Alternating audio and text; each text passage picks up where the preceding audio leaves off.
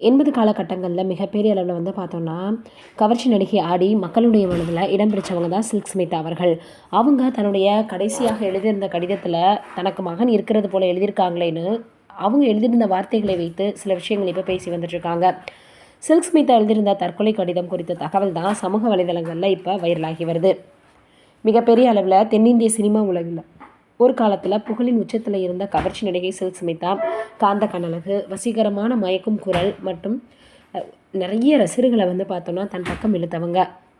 மாவரைக்கு வந்தபோது சில்க் ஸ்மிதாவை பார்த்த வினி சக்கரவர்த்தி வண்டி சக்கரம் என்ற படத்தின் மூலமாக தமிழில் அறிமுகம் செய்தார்.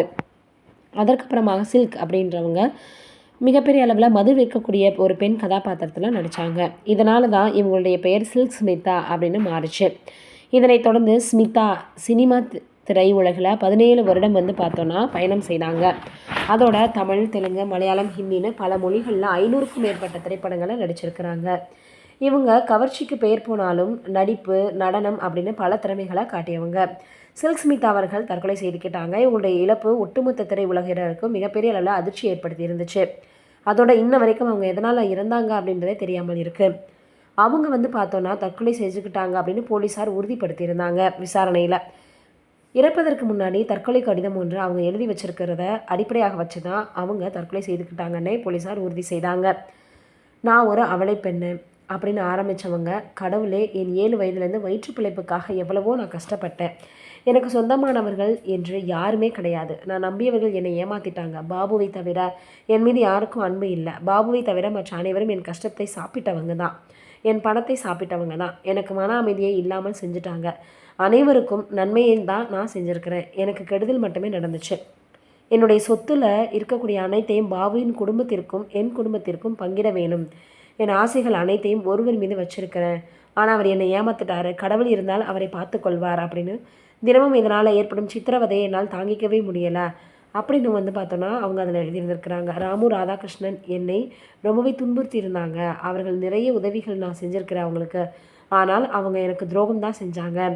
5 ஆண்டுகளுக்கு முன்பு ஒருவர் எனக்கு வாழ்க்கை தருவதாக சொன்னார். ஆனால் தரலை. பாபு தவிர என் உழைப்பை சாப்பிடாதவர் யாருமே கிடையாது. இதை எழுதுவதற்கு நான் எவ்வளவு நரக வேதனை அனுபவித்தேன் அப்படின்னு என்னுடைய வார்த்தைகளால் நான் சொல்லவே முடியாது அப்படின்னு பார்த்தோன்னா சொல்லியிருந்தாங்க.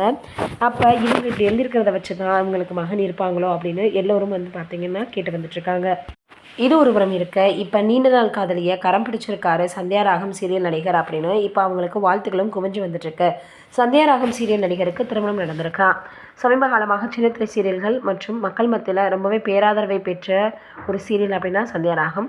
ஒவ்வொரு சேனலும் வித்தியாசமான கதைக்களத்தோடு ஒளிபரப்பாகி வந்துட்டு இருக்காங்க. ஜீ தமிழில் ஒளிபரப்பாகி வரக்கூடிய சந்தியா ராகம் சீரியலில் நிறைய ரசிகர்கள் இருக்காங்க அப்படின்னு தான் சொல்லணும். இப்படி இருக்கிற சூழ்நிலையில் அக்கா தங்கை பாசக்கதையை மையமாக கொண்டது. சீரியலில் எதிர்பாராத விதமாக அக்காவின் வருங்கால கணவர் தங்கை காதலித்து திருமணம் செஞ்சுக்கிறாங்க. இதனால் அக்கா தங்கைகளுக்கிடையே பிரிவு ஏற்படுது. பிரிந்து இருந்தாலுமே ஒருவருக்கு ஒருவர் பாசமாகத்தான் இருந்தாங்க. அப்போது தங்கைக்கு கேன்சர் நோய் வந்ததுனால இறந்துடுறாங்க. தங்கையின் மகள் மாயாவை பார்க்கும் பொறுப்பை அக்கா ஜானகி ஏற்கிறாங்க. பல கஷ்டங்களுக்கு பிறகு மாயாவை தன்னுடைய வீட்டிலேயே தங்க வைக்கிறாங்க. இதெல்லாம் பார்த்திங்கன்னா சீரியலோட கதை. மேலும் இந்த சீரியலில் கதிர் என்ற கதாபாத்திரத்தில் நடித்து வருபவர் தான் குரு. சீரியல் மூலமாக ரொம்பவே பிரபலமாகிட்டார். சமீபத்தில் நடந்த ஜி குடும்ப விருதுகள் 2024 fresh face of the year அப்படின்ற மாதிரியாக பார்த்தோன்னா இவருக்கு விருது வழங்கப்பட்டது. முதல் தொடரிலேயே இவருக்கு ரசிகர்கள் நிறைய பேராதரவை கொடுத்து வந்துட்டுருக்காங்க. இவர் ரேச்சல் என்பவரை தான் திருமணம் செஞ்சுருக்கிறாரு. இவங்களுடைய திருமணம் நண்பர்கள் உறவினர்கள் முன்னிலையில் எளிமையாக நடந்திருக்கு. இப்போ ரேச்சல் குரு இருவரும் சேர்ந்து பாடலில் நடிச்சிருக்கிறாங்க. நீண்ட நாட்களாக காதலித்து வந்தவங்க தற்போது திருமணம் பண்ணியிருக்கிறாங்க. நம்மளுடைய சார்பாகவும் இவங்களுக்கு வாழ்த்துக்களை தெரிவிச்சுக்கலாம்.